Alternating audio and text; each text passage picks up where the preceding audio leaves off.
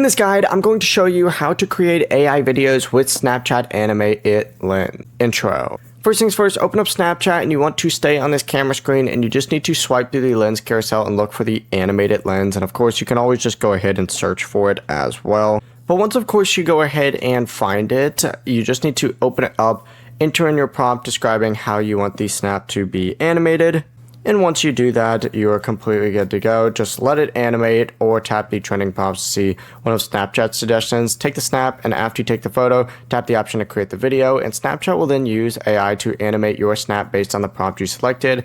And once the video is generated, you can of course go ahead and preview it, send it to a friend, post it to your story, save it, whatever you want to do. Just keep in mind that Animated currently does require Lens Plus or Snapchat Plus Platinum. Even if you have just like the base Snapchat Plus, it's not going to work. Before you do leave, make sure to like the video and subscribe to the channel with all notifications on. It really does help with the channel and it lets us know that you want more content like this. We'd greatly appreciate it. And if at any point throughout this guide you did have any questions, just ask them down in the comment section below and we can help you out further. I'm going to be doing my best to reply to every single comment down there. Peace.